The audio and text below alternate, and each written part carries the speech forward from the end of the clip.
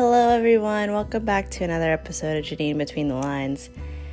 I know it's been a while since I've done an actual book-related podcast, but I promise I have one coming up soon. This one was just an episode that I was really excited to post. It features one of my closest friends, one of my Nashville natives. Well, both of us aren't natives, but we sort of met together in the middle and have created such a bond, and this conversation is just so special to me.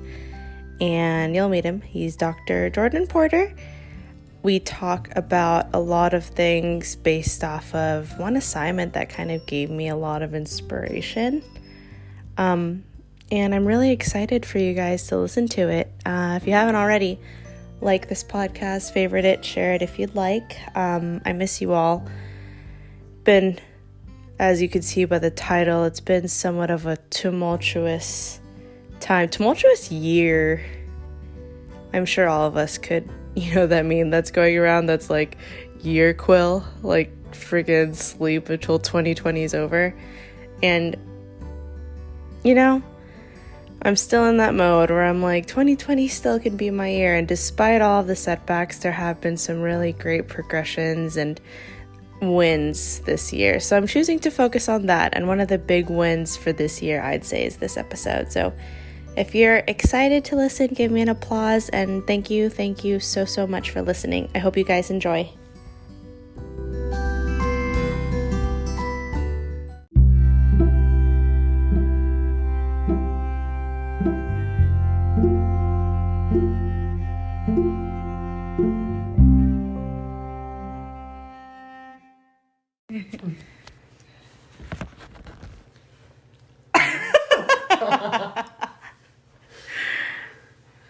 You know what I want to talk about?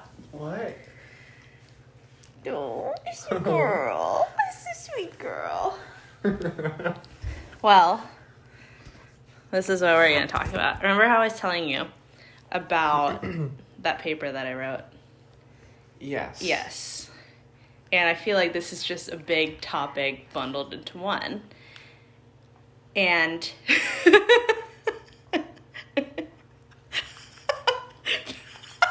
She loves licking toes. She loves toes. I feel so special. Do it, Pippi. So, I feel like you're kind of the perfect person to talk to this about, and what I figured we could do. So, what my paper basically was, it was a cultural and spiritual assessment. Oh, wow. Okay. Yeah. So, not only... Here's the aspects of it, which are kind of the points I want to hit. So all of my headings, there was a little introduction. Do you know what cultural compatibility is? Have you heard of such a thing? Is that like combined cultural competence plus humility? Yes. Okay. It's a hybrid. Yes, Okay. It is. And it's newly coined. Okay. New research on it that we had to, my professor attached bunch of materials to read about it because it was just recently published, like 2018, 2019. Interesting. I have never heard of the combined terminology together, but I think it sounds like it's quite brilliant. Yes. So basically, and luckily, citing myself, but it's actually Campina Bacote. I don't know her first name. Actually, yes, I do. Let me just go to my references slide. Just kidding. It starts with a J. I don't know if it's a woman or not. I believe she is a huge, I think, leading expert in the field of like nursing culture. Nursing culture. Yeah. Yes. So basically, what she defines it as, it's a synergistic process between cultural humility and cultural competence, in which cultural humility permeates each of the 5 components of cultural competence. Mm-hmm. Which is cultural awareness, knowledge, skill, desire, and encounters. So here is what I had to hit in my paper. I had to dissect and evaluate my own personal cultural awareness and my identity. Okay. I had to take a culture outside of my own, assess that, and how cultural compatibility plays into like taking care of them in a nursing perspective. Then do you know what the I'm sure you do, the national CLAS standards? I'm not Cultural and linguistically appropriate services. Okay. Yeah, I'll kind of list those. Okay. And then finally, like, spiritual assessment and how that plays a role in nursing. Interesting. And I had to kind of like assess how that affects the populations that we take care of and how that affects our practice. Absolutely. Isn't that kind of deep? That's really deep. So, first of all, who are you? State your name and title. Officially. Okay. I'm Jordan. And I am a family nurse practitioner. And I actually worked with the one and only Janine at Vanderbilt University Medical Center. And I have my doctorate of nursing practice, so my DNP. And I've been in the field of nursing for 5 years. Basically my dream. You're too kind. How did we meet? Work. We met at work. Did you love me at first sight? Yeah. It's freaking crazy. I think there was like this deep spiritual connection between us, you know? Spiritual, yeah. I think like, so too. there was that connection, like, you know, at the very beginning. Yeah. I feel like our vibes and our spirits just connected. Yeah. Even just, we're a couple of beers in, by the way. But, I can't stop burping. I feel like when I met you from the get-go, this is what I remember from you. And let's be real here. I know for a fact that I won't say any names. Is this tea for you? It might be. There were some instances where some nurses, they were like Jordan always is trying to teach me something. And here's the thing, though. I freaking love being taught. And every time we'd have an interaction, the very few times you were like charge nurse for me. If I ever asked you a question, you're like, yeah, but have you ever heard, like, there's research about this drug and the side effects are actually... I was like, oh, God, this is why we're going to be friends. Yeah. And from the start, you were always motivating me. I'd literally tell everybody this. Like, I've told my parents and Teddy and all my friends that I talk about you too. It's just like, you've always been like my number one like cheerleader, like top notch. Do you remember? You were like, am I gonna cry? You were like, Janine, like, I can see it now. Dr. Jimenez. Yes. Just like always telling me to pursue school and all this kind of stuff. And I was just like, absolutely. But there's so much more to it, too. There is. Because we are from very different parts of the world. Yeah. So there's a cultural aspect to it. Absolutely. Which is kind of what I wanted to lead with, because which I don't know if we've talked about this before, but the beginning of my paper, it talks about what kind of cultural compatibility is, but when it came to me reflecting on my cultural awareness and my identity, I'm sure they all know, but I'm Filipino-American first generation. And my parents, who both work in the medical field, they were kind of like a big inspiration to me as to why I wanted to enter it. And I kind of went into detail about how there's a negative stigma for like Filipino women to go into this field because it's expected, quote unquote, of them. And, you know, I meet a bunch of Filipino nurses. A lot of people, there's a general consensus that, you know, Filipino nurses are very liked. They love to bring food to work. They're very caring, but like almost to a fault. And there was also an article just talking about there are different coping strategies for Filipina nurses because they feel the need to outperform or prove that they're eligible to like work hard in this country because it's like a privilege for them to be here and work. All of that leading to why do you think that you chose nursing, and how did your upbringing like impact your career choice?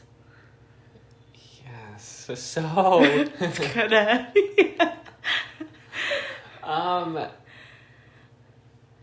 The reasons why I chose nursing is definitely multifaceted. I grew up in a very rural area within Maine. Where we are now. Which is where we are now. And predominantly white. I'm white. And so it's interesting because I really wanted to challenge the status quo in terms of gender. As we know that nursing is predominantly female. Yeah. Even to this day. Even though the numbers are improving. They are. For more males in nursing. We're still, in the minority in terms of gender. But I really, from the get-go, I wanted to challenge that status quo to say it's okay for males to show compassion, for males to be empathetic. And those have,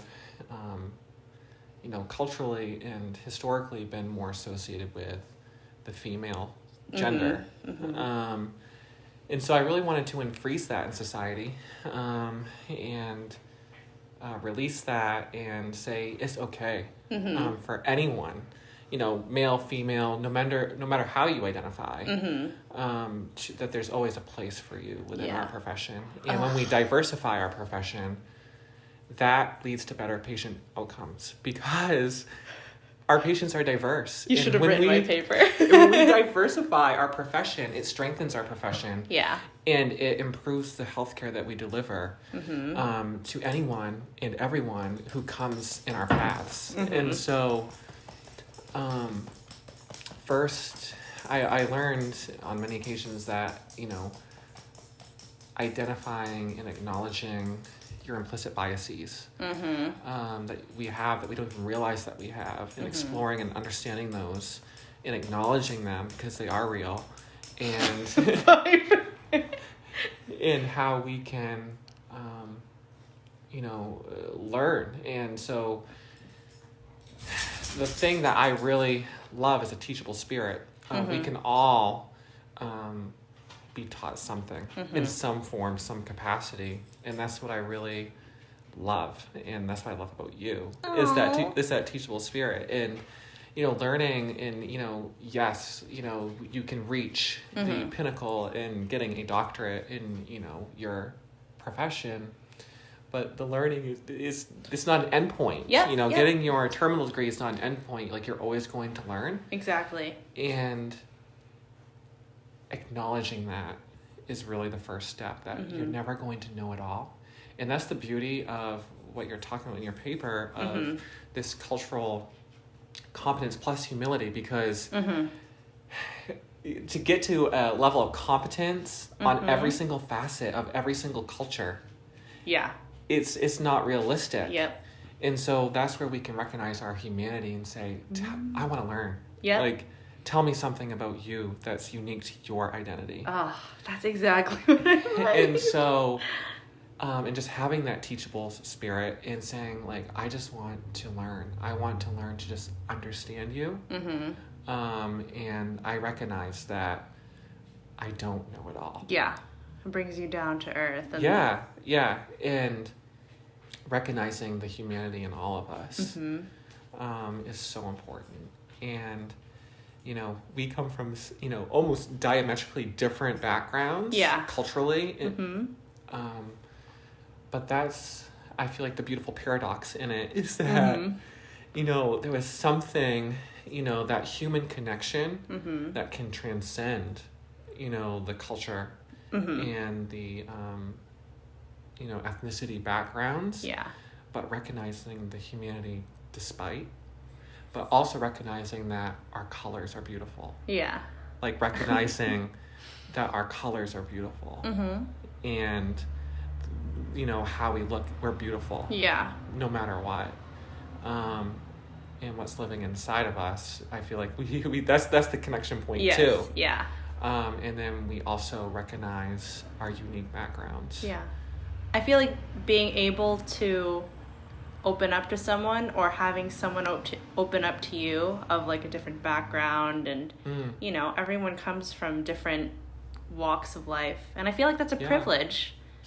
And nursing has given us this privilege. Like, why wouldn't we want to stay on this what she says, Campino Bucote, it's a never ending learning process. It's a lifelong learning. Yes. Mm-hmm. I know that is such a term that's like, I hate, like, there's so much baggage, I feel like, attached to lifelong learning, but there really is no end point. And I found that coming into the nursing field, there's a lot of education around diversity and recognizing that and how that impacts care. And when we look at, you know, our code of ethics and how it really values humanity and dignity, and in showing that dignity and respect regardless.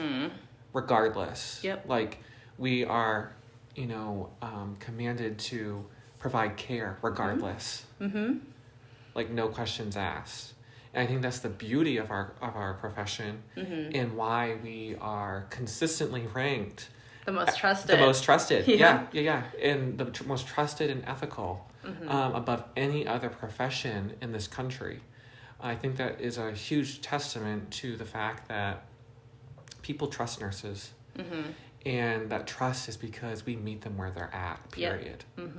Like, for, you know, mostly speaking, we meet them where they're at.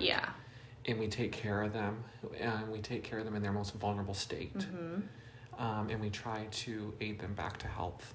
And there's something beautiful in that exchange between the nurse and the patient that is incomparable to any other profession. And so it is, like you said, it is a privilege to be part of the nursing profession. I feel like at some point when, tell me if you agree with me, when you were going through nursing school, it's like one of the appeals, at least for me, that was presented, is like, oh, this is part of the cultural thing too for me, because I don't think that I had any like direct aspirations to be like, other than when I was like a toddler, I was like, I want to be a ballerina, I want to be an astronaut. But when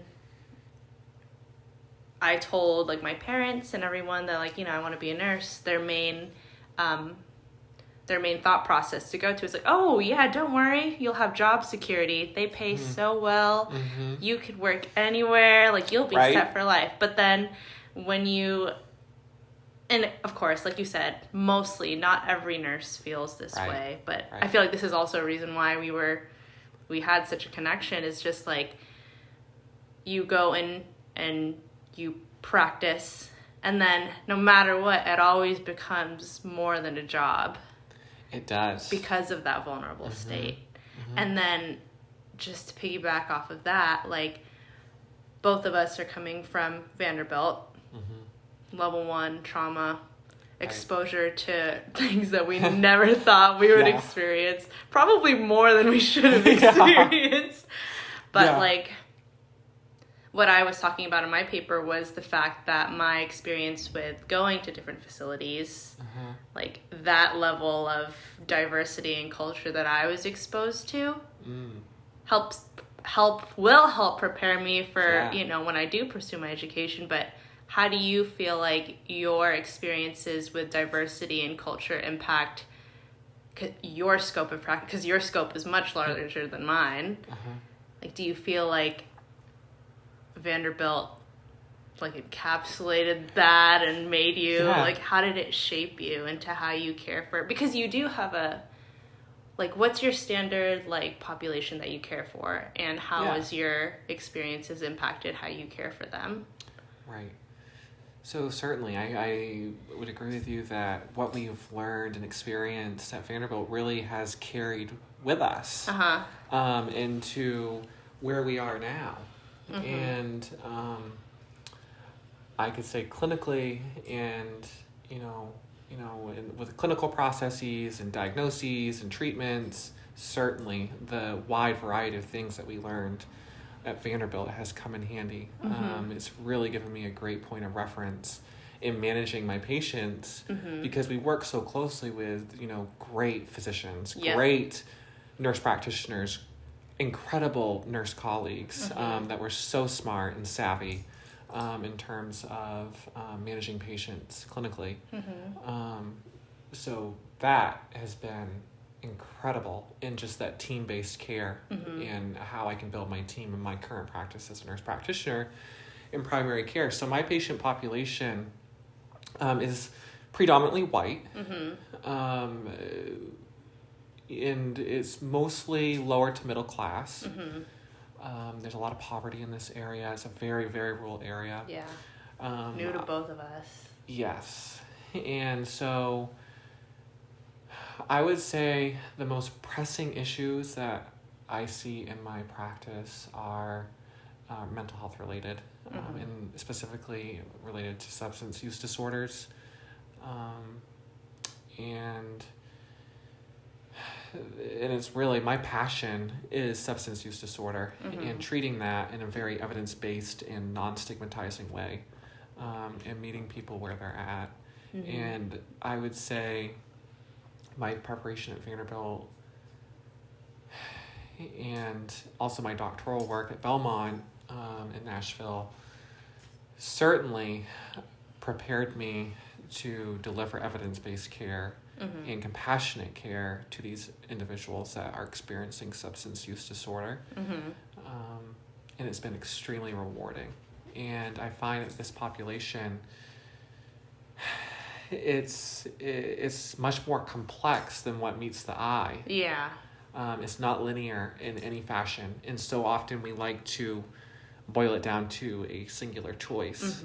And so often it's not. It is definitely a disease, and it's a chronic disease, and it has relapsing features just like any other chronic disease like high blood pressure or diabetes. And I think the parity between the brain and any other organ in the body is so important to extinguish the stigma that is so attached and so deeply rooted to substance use disorder.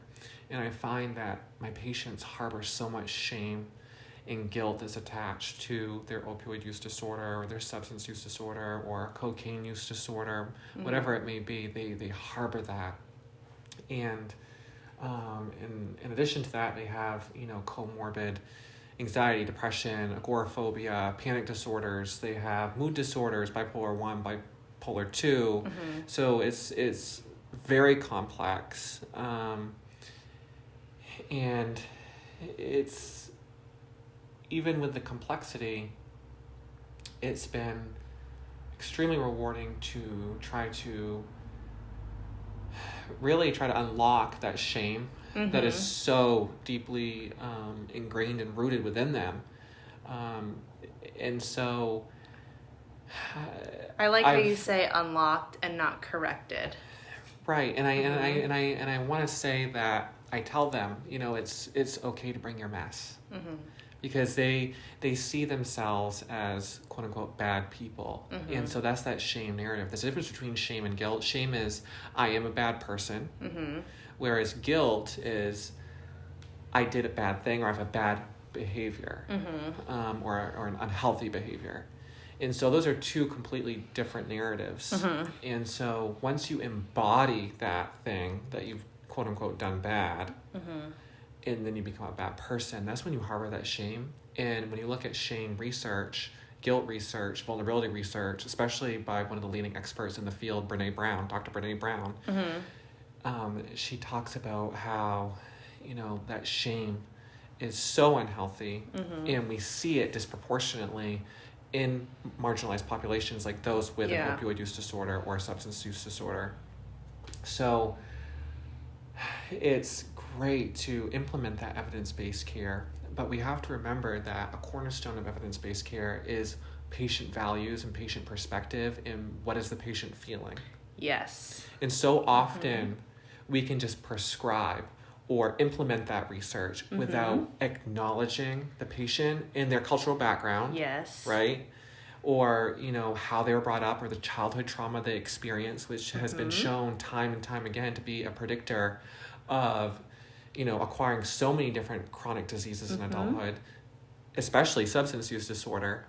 And so recognizing their experience, acknowledging it, taking the time to just listen, not listen to correct or listen to fix, but listen just to listen to their story. I found that's been one of the most powerful interventions, is just to listen to their story. And once you just take that time to listen, just simply listen, that starts the unlocking process. And it allows a space, especially when you say, this is a safe space for you. And it will always be a safe space for you. And you are not just invited here, you're welcomed. Every part of you is welcomed. Like, that starts the unlocking process. And I'm finding when I give that invitation and that welcome, and I repeat that, you know, on every single patient visit, it's amazing the transformation that starts to take place in their lives. In addition to using the different medications that can help, that are evidence-based, plus the counseling. But when you have, you know, that exchange of vulnerability, and I always say vulnerability is a strength, it's not a weakness. And we live in such a shame-rich culture that sharing your vulnerabilities or sharing your weaknesses is been frowned upon. And we don't talk about those things. That's cross-cultural, I feel like, too. Yeah. I don't think there's a culture in a medical aspect that doesn't have a certain amount of shame, whether it's body shaming. Even in certain cultures, like taking medicine is shamed. That's why people of the Mexican and Latino American community, that's what I did my research on, and their affinity for affectionate touch in hospitals and their belief that, you know, they can kind of tough through pain and go to other interventions rather than the pharmacological route. It's crazy how much is shamed. Right. Absolutely. But also, how do you think, this is kind of new for me while I was writing this paper too, but where does the spiritual aspect of your patients play into not just your substance abuse patients, but do you find that has a big impact on your patients, like in terms of health promotion and them taking care of themselves and being advocates for themselves at home?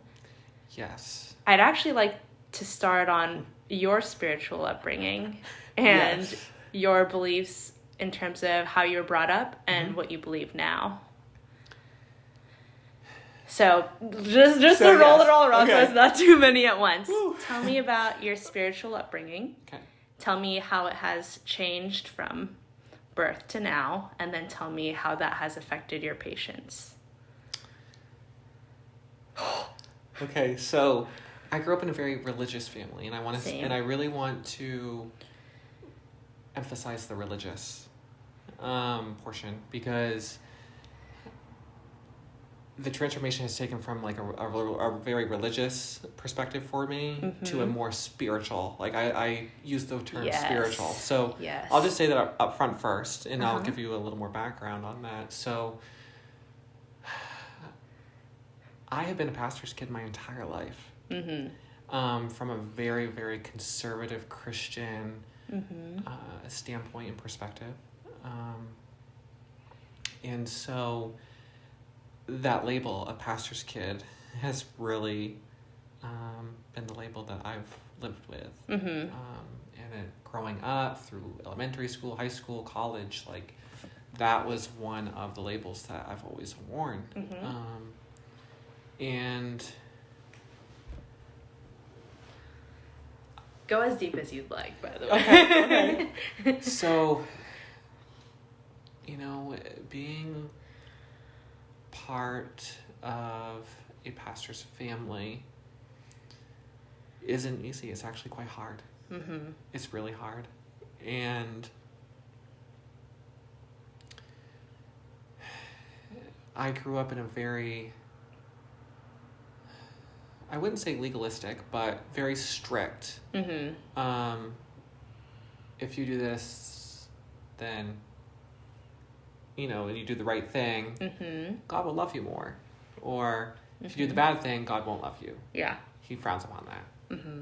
And so I have gone through a spiritual transformation over the course of probably the past 5 years. I've really questioned my faith. Mm-hmm. I've questioned my upbringing. Not to be critical of my parents. I love my parents. Mm-hmm. I do. Same. And I do respect them. But I think it's important to self-examine. Uh-huh. And really say, is this what I want? Yep. Or am I trying to live out what my parents Emulate. want? Mm-hmm. Emulate what they want, yeah. And I feel that. It's like, Right. Do you want that to carry over into how you eventually raise your children? Right. And going from a very rule-based life to, going to think about what does it really mean to love people? Mm-hmm. And love them with no attachment, love them with no conditions, love them, period. Mm-hmm. And I found that to be really hard. Yeah. Growing up in such a strict, conservative Christian household and upbringing. And so that's really, there's been tension in that. Mm-hmm. Because I want to love people well. Mm-hmm. And growing up, and I've really reflected upon this, I was like, wow, I didn't really love people that well growing up. Wow. Especially some of my friends who were different than I was. Mm-hmm. And who didn't look like me. Yeah. Who, didn't,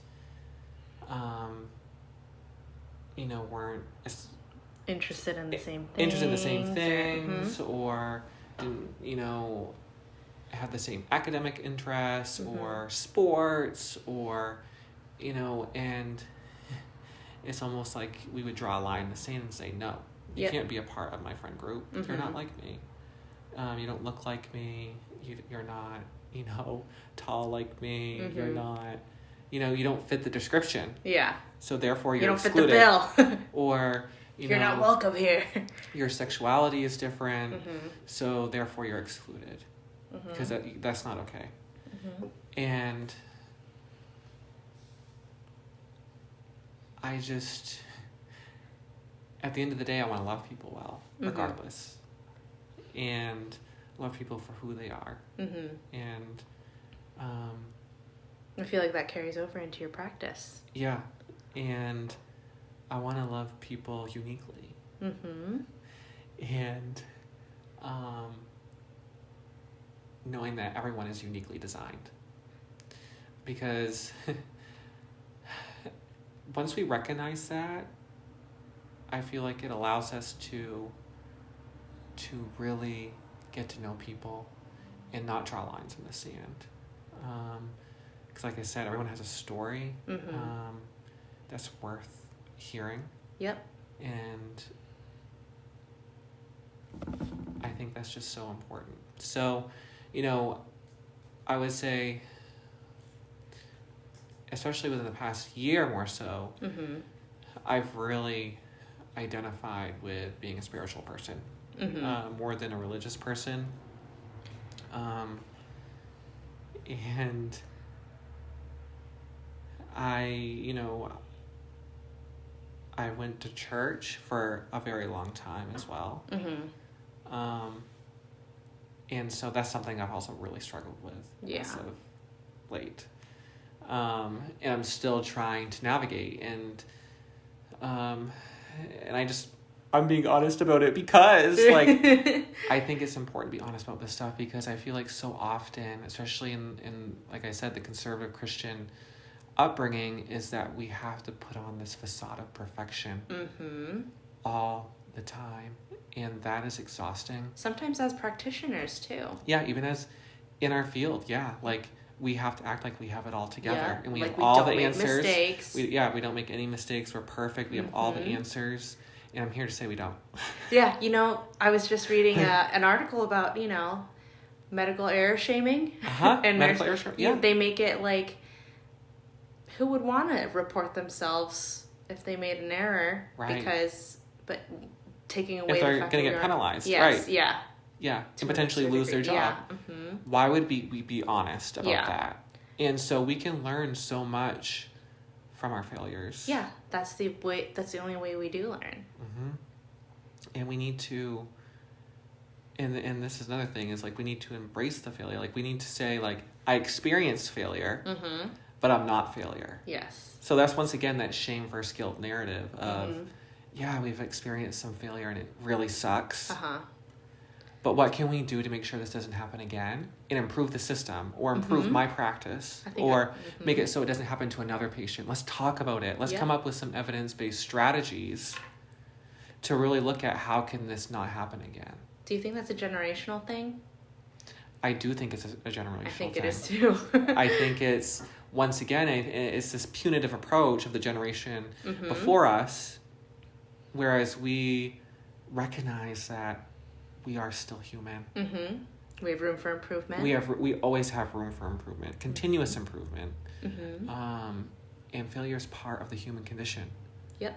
And I think there's value in recognizing that.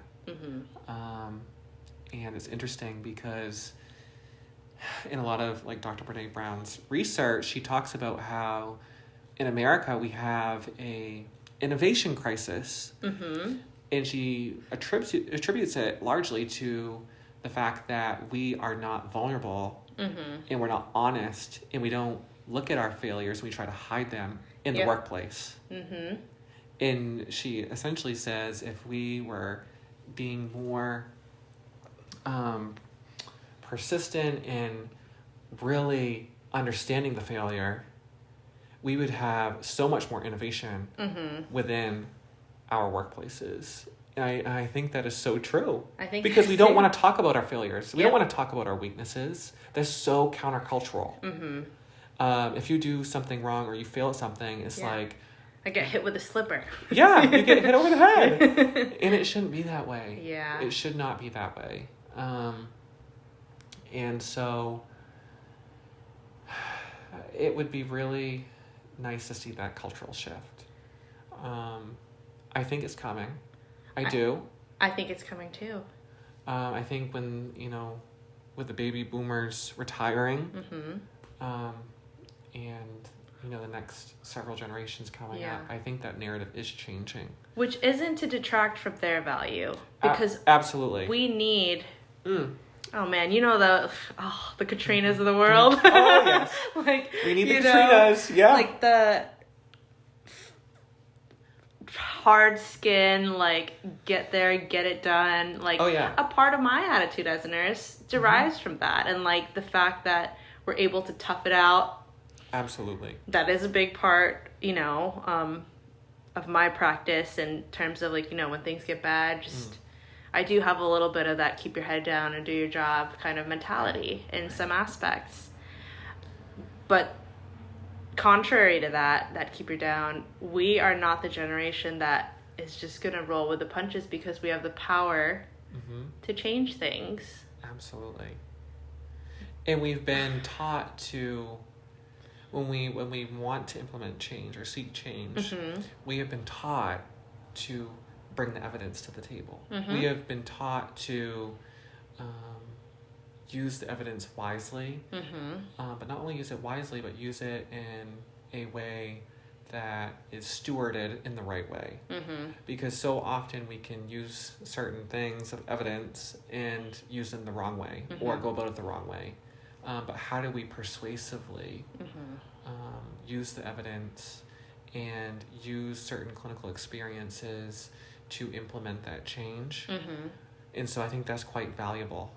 And I really think that when we look at our healthcare system, especially in terms, just in my practice, of the punitive approach that's been applied for many, many, many years to the substance use disorder population, and look at the outcomes. They've been awful. Look at our lethal opioid overdose rates across the country. I mean, they're at epidemic proportions, and we've been using the punitive approach for years, with opioid overdose rate steadily inclining.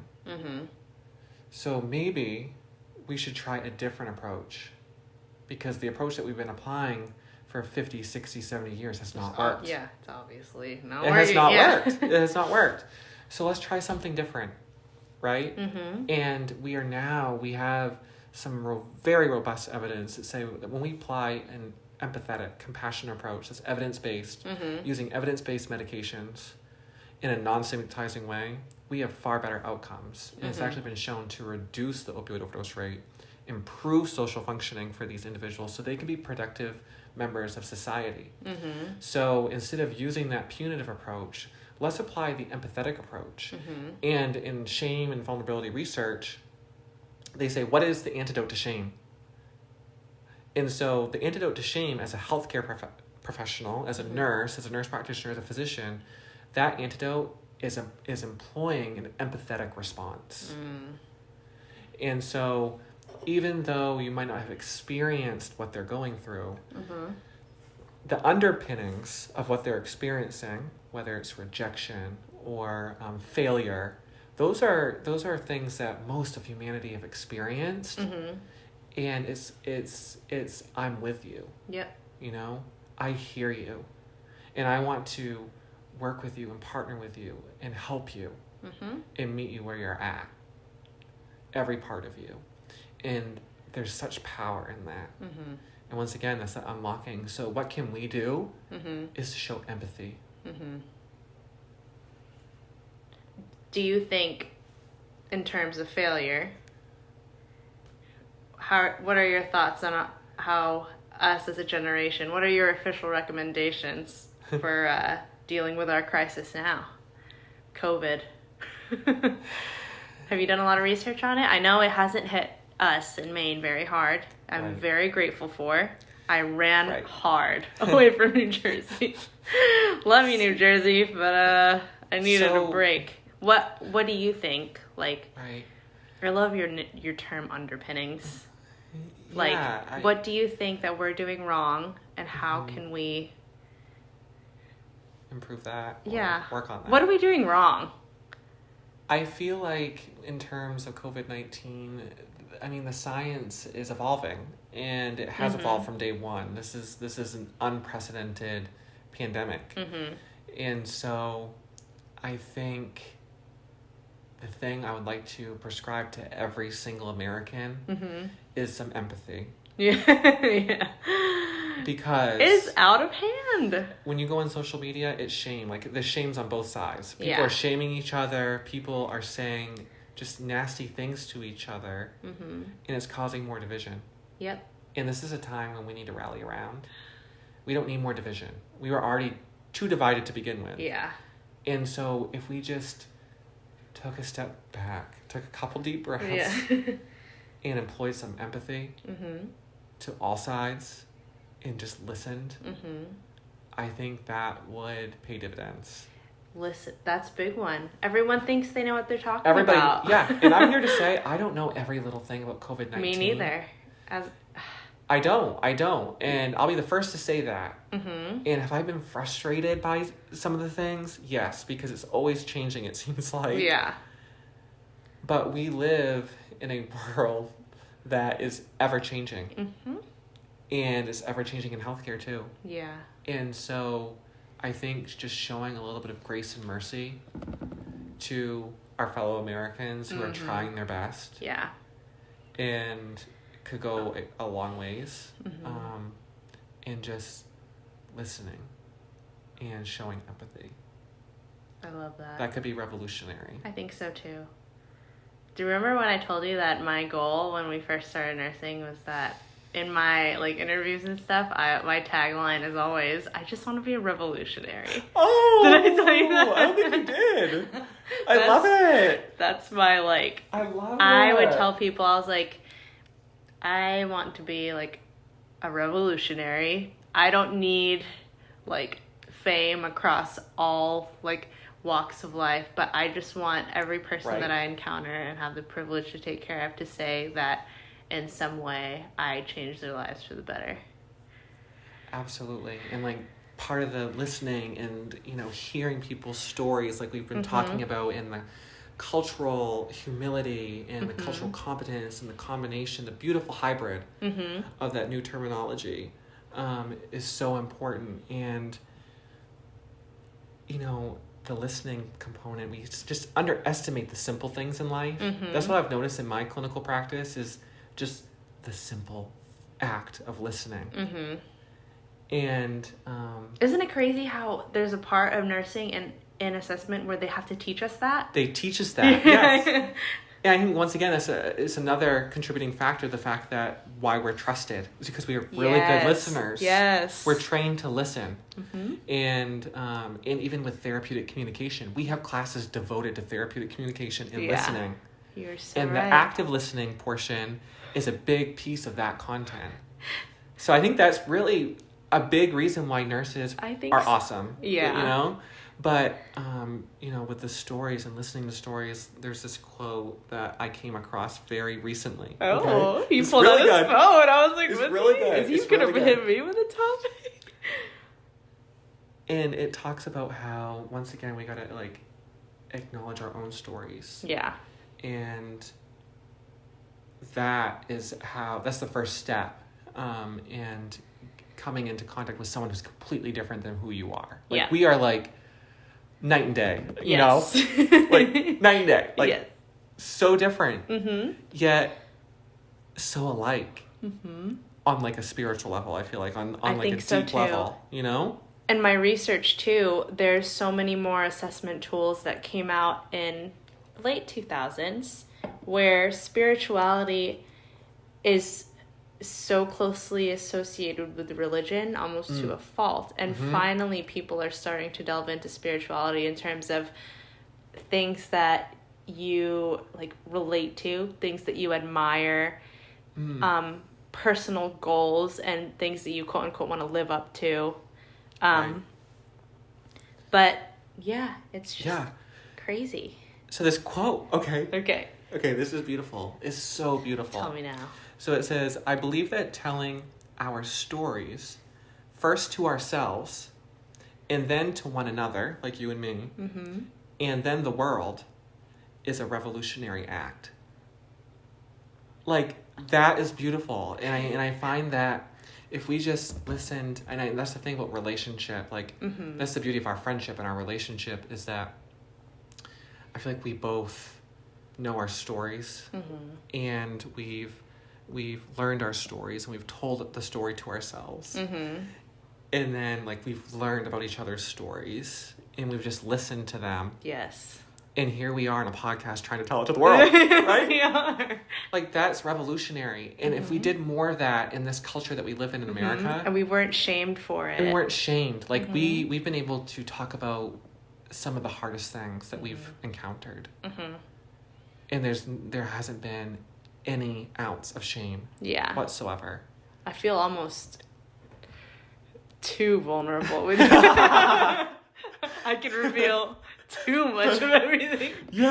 And so if we just, once again, if we have good relationships with people where we love without any condition, and we listen just to understand, and we listen to each other's stories, if we start doing that, you know, on the micro level, that eventually leads to the macro level, the meso level, then the macro level, and it blossoms. And that is revolutionary. And I really believe that that's what we need in this culture.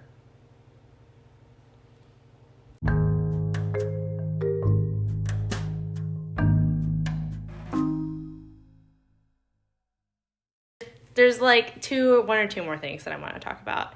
And this might be going off on a huge digression, but I did another assignment last semester, and it was about, this might be a little specific. Okay.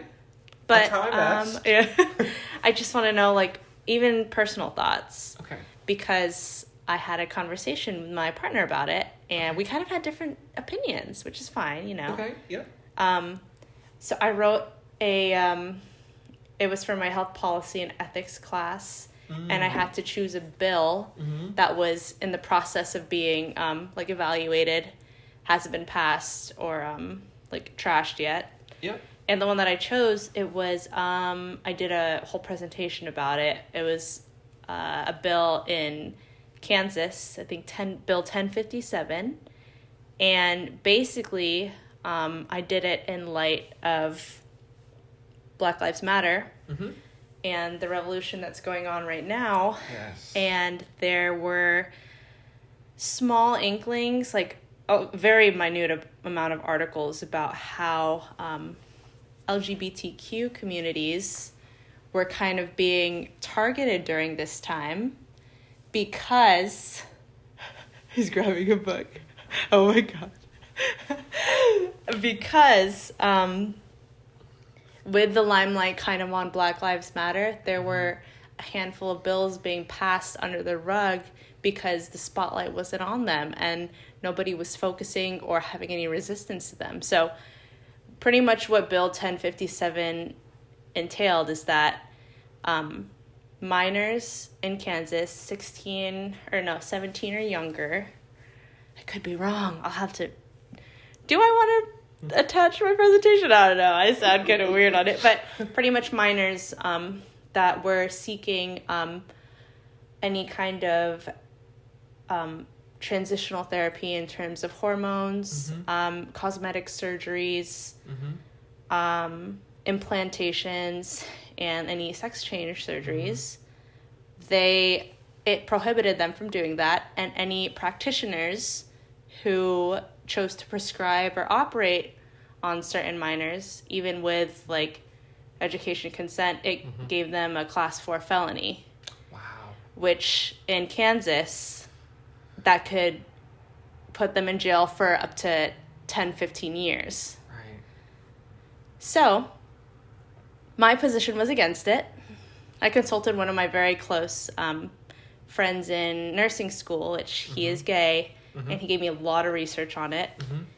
And also, it's funny, like I said at the beginning, my partner was watching, hey Teddy, he was watching a podcast on is the Joe Rogan podcast, and they were talking about how trans men and women should not be allowed to participate in sports that weren't at their birth assigned gender. So basically a trans woman, so a man that changed into a woman, should not be allowed to compete professionally in women's basketball or something of that nature. How do you feel about that? We didn't have a heated debate, but it was healthy, which is what I love it for, because he's very open, understanding, and he loves to see different points of view. And if he's because he's an analyst, he loves the facts, and he loves to be presented with facts. Yeah. And Joe Rogan apparently was having a bunch of statistics of why, that shouldn't be allowed. But then I presented my side of the story. He was like, oh, okay, I see. Right.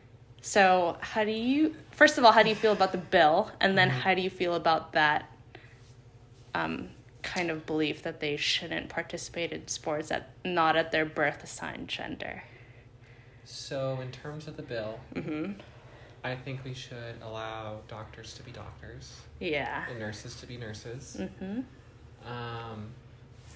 And whenever legislation comes through and the large majority of policymakers are not healthcare providers in any way, shape, or form, and have the ability to make such huge laws like that, that specifically target marginalized populations like the transgender population. Yeah. That really breaks my heart, honestly. Yeah, I was very shocked when I found it. And once again, if we just recognize the humanity in everybody. Yeah. Even the ones that don't look like you, don't think like you, don't talk like you, don't dress like you, their sexuality is different than you, their gender is different than you. because transphobia is real. Very real. It's real. Mm-hmm. And it just saddens me to think in 21st century America that we have a bill like that coming through the Kansas legislature. There was a similar one in Alaska too, I think. And you know, I think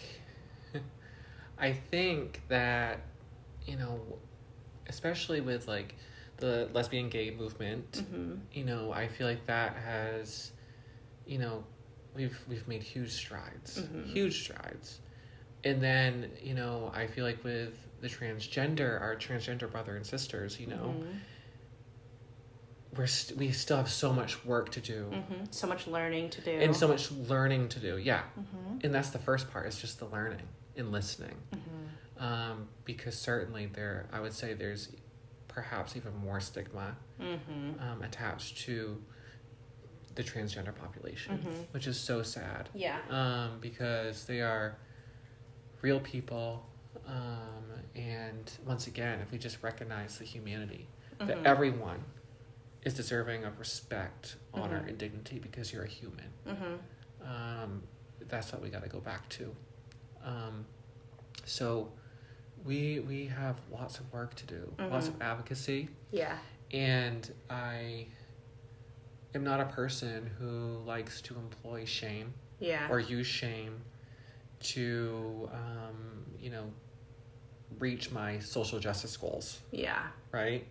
So in terms of social justice, I don't think that shame should ever be a tool that should be used to meet your social justice goals. Meet your agenda. To meet your agenda. So I think that we have to craft, you know, personal stories. Yeah. Those make huge impacts. And there's various ways that you can do that, and being persuasive and showing people the humanity. Because I find that people, especially just everyday people, you know, we all struggle with something. We all, and I'm not to say that, you know, any part of being LGBTQ is a weakness or a struggle, or, you know, there's certain challenges that, you know, this very special population that's very close to my heart, as I identify as part of this population, that, you know, there's beauty in every single LGBTQ person, and, you know, our transgender brothers and sisters certainly deserve the best health care. And that's an affirming approach. One that affirms them for who they are. Yeah. Period. So let me take this to, like, in the perspective of what was presented by Joe Rogan, according to, I didn't watch the whole podcast, but if we're taking it to like an anatomical level and a genealogical level, say you have a 21-year-old male who wants to have a sex change and has transitioned into becoming a woman. Do you think that the genetic makeup of him with his certain, you know, given muscle mass, body mass, like, I guess physical ability, again, this is what was presented on his side, do you think that that is a fair thing versus like a 21-year-old woman of that same like stature and everything when it comes to competing professionally? Like, do you remember there were a few like controversies about transgender women and Olympic track and field kind of things? Like, how do you feel about that? What's a toughie? It's really tough. And I understand where he's coming from very much, because that's the paradigm that I grew up in. Yep. You know, especially over the past several years, I've had a lot of introspection and reflection as I finally came out at age 27. And I know that the feelings of gender and how you identify are so real. And I know from my personal story that, you know, an affirming approach is always the best approach in terms of protecting your overall physical, mental, emotional, spiritual health. And it took me a very long time to come to that position. And so I will always err on the side of recognizing someone's humanity and affirming them for who they are, rather than barring them. Yes, and drawing a line and saying, absolutely not. I will always affirm that person and recognize them for how they identify and for who they are. Yep. I agree. And he brought up statistics as well that I kind of not refuted, but I didn't agree completely with. Like, you know, in graduate studies you're taught to like look at every side of things, you know what I mean? So one thing, actually two things that were mentioned is well, I guess it's just one thing. One thing in terms of Joe Rogan's argument was basically transsexual men and women, they experience like body dysmorphia, which was a big part of my research on that bill. And it causes them, you know, to have different facets of suicidal tendencies, depression, anxiety. It's a very big personality aspect that comes along with it. And apparently research has shown that the body dysmorphia after having the sex change, the body dysmorphia and depressive thoughts and suicidal tendencies statistically has not changed drastically from before they transitioned and then after they transitioned. So basically he was arguing that like regardless of if they get the sex change or not, they're still going to have these stress levels and they're going to still have trouble with acceptance and trouble with, you know, coming to terms with who they are and all of that. And to also kind of piggyback on that, one thing that Teddy referenced is like there is that little bit of stigma in terms of, do you know, have you seen like news on Dwayne Wade's son? No. And so Dwayne Wade's son, I don't think he's fully transitioned, but he is identifying as a girl, I think, as a woman. And a lot of people are bashing Dwayne Wade for letting him express himself. And they are saying, which is completely correlational with the study, they're saying that because he's at such a young age, he's like anywhere between 10 to 12, because he's at such a young age, hasn't matured enough, like they are saying that why would you let your son be that way, which is, I guess, the same argument in terms of why would you as a parent be agreeable to your son or daughter getting these hormone treatments or sex changes at such a young age when they're not an adult yet. And yeah, what do you think about that? So I've heard that argument. Once again, this is the paradigm I grew up in. Yeah. And so, you know, weighing both sides and really looking at both sides, you know, critically is important. And,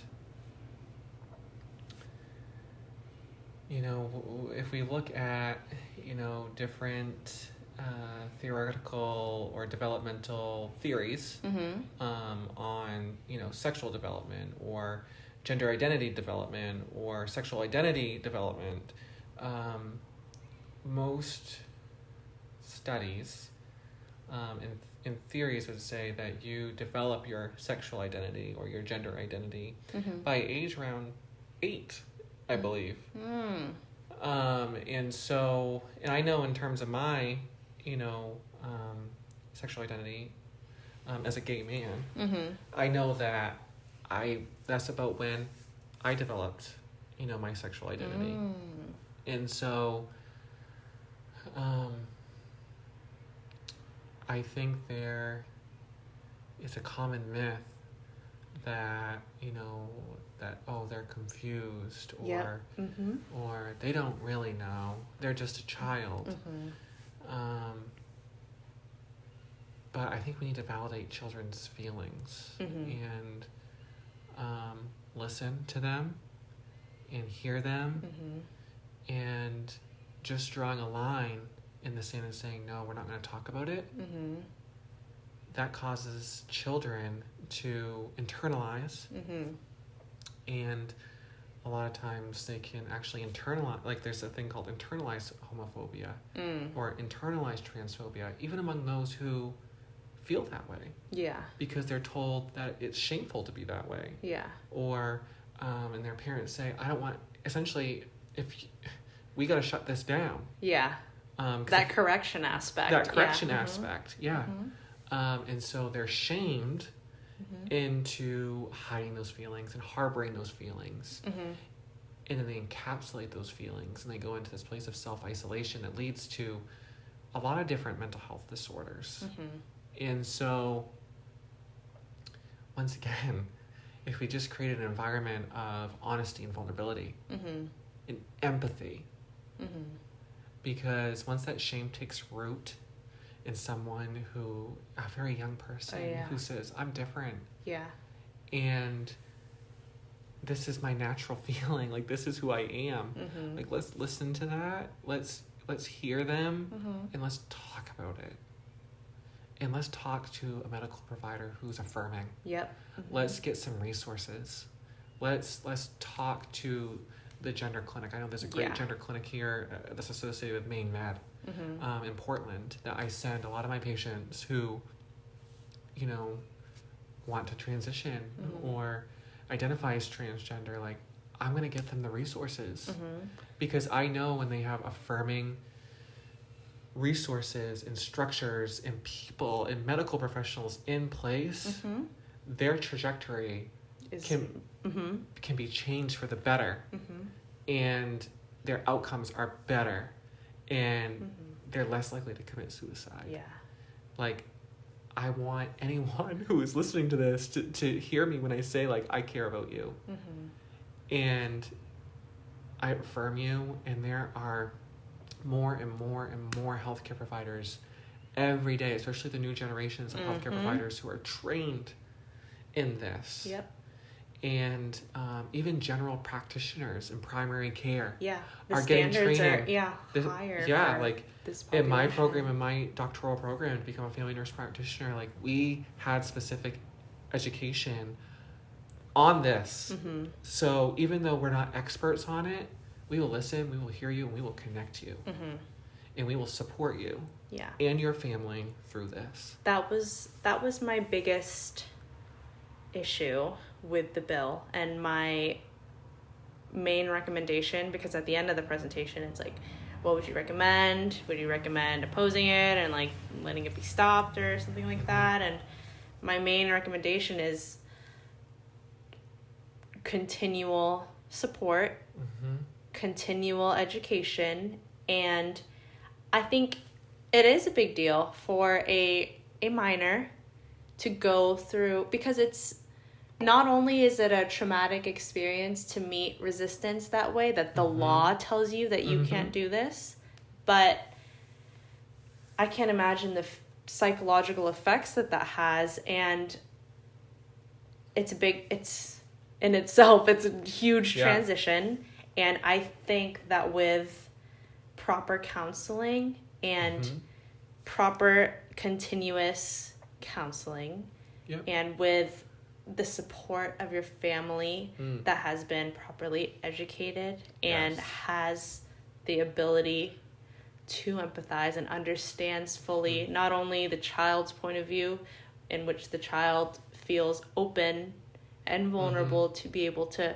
share feelings with the parents and with the provider, because that's with a trained provider who has experience in that. Yeah. Why would you prevent this child from potentially being the best person that they can be? Absolutely. That's my main. Right. I hate that it's on the table. I know for a fact that it was tabled when I did the assignment. That was like a month or two ago. It was tabled at some point, and then it was pushed back for approval. So I don't think it was approved yet. Right. But yeah, there were just so many. There was like a couple other bills in Alaska and I think another rural state that were trying to push those bills because the limelight wasn't on them. And I was like, what you were talking about with division, this is not a time for us to divide even more. We are in pieces. Right. Like listening and hearing and affirming in an empathetic response, those are the revolutionary acts that are going to transform this country. I mean, when you look at our political divide, look at politics nowadays, like it is so divisive. Yeah. And out of all people, our policymakers should be the greatest at being empathetic and listening. But are they? No, they don't listen. They don't listen to each other. And so that's the sad thing. Yeah. And we hold these politicians up in such high regard. And that's what some of our young people in the generations, they're looking up to them and it's like, wow, like they're vicious and they're so into it and so passionate about their beliefs and, they don't take any crap. And it's like, maybe the narrative needs to be like, who's the most empathetic? Who's the person that's going to listen and take action based on that? Yeah, not preconceived notions, not based on our implicit or explicit biases. Not on what was. Right. And we've really come to a sad state, and I think we really need to take a hard look at why we're in this state. And I think the shame-rich culture that we're in is the biggest cause of that. And so often we think that, if we are just tougher, if we are just have more military might, that we'd be stronger. But I think what would make our country stronger, and perhaps, it would diffuse into other portions, our economic standing and our social standing and our foreign policy standings, if we implemented just these simple things, what that could do for us on the world stage as well. It could literally be revolutionary. So, we have work to do. And like I said, it's lifelong learning. It's continuous. There's no end point. There's always something that we can learn. And really listen to those who are marginalized. Those who are on the margins. Those who experience a disproportionate amount of shame and guilt, and really meeting them where they're at. I love it. Yeah. I told you it wouldn't be bad. Do you have anything to say for a final goodbye to my listeners? Usually I say, what's one thing that you would want to be remembered by if this is your last time speaking to a public arena? What's the one thing that you want somebody to leave with? I would want someone to leave with how I love them without condition. Mm-hmm. Like, I love you for you, Mm-hmm. not as how you think you should be, but you for you in your present moment. No matter what you've done, no matter what happens in the future, like, I meet you with love, and I want to take care of you. I honor you, and that's what I want to leave people with more than anything else. Namaste. I love you. Aww. Do you love me? I love you so much. You love me for me. So much. Mm-hmm. Live, laugh, love, everyone. If you like this episode, follow me on Twitter. You know the rules, at JanineBTL. And like, love, share this podcast. More to come. I know it's been quite a while, but I will talk to you guys soon. Bye.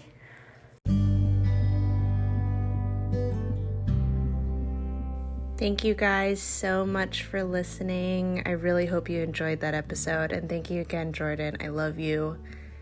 I love speaking with you, and I love sharing my stories, and just, I love you and how you're such a great friend to me. I'm such a freaking sap. But I do have news before I close out this episode. You know how in the beginning I told you I have a book-related podcast coming up? Well, with my master's course, I attend Liberty University, and they are a Christian-based university, but they provided the opportunity of doing a book study starting later this early September. The book that we will be reading along with other master's students is, I thought it was very appropriate, and I'm very excited to start expanding my knowledge about it, but the title is The Heart of Racial Justice, How Soul Change Leads to Social Change by Brenda Salter McNeil and Rick Richardson. So basically this is kind of everything I've ever wanted to do. They have it set up where we're going reading 2 chapters at a time, and weekly we're going to do discussions about it with everyone else who has volunteered to be a part of the study. So basically like my podcast reincarnate and my actual dreams coming to place, but on a educational level. But I thought maybe I could either discuss what we found with you there and kind of give you guys updates and kind of take it back to how I used to kind of delve into the books I was reading. So since we're doing a discussion kind of on 2 parts, I felt like I would be able to take some knowledge and bring it on to here. So stay tuned for that. I would love if you guys could pick it up with me and read chapters with me as well. But again, those will be the next, that will be the next content for the next episodes if I'm a betting woman. So again, thank you so much for listening. I will see you in the next episode, and peace, love, prayers, take care, and I am hungry. And it's also 2 a.m, and I'm drinking coffee because my sleep schedule is flunked. Have a good one, guys.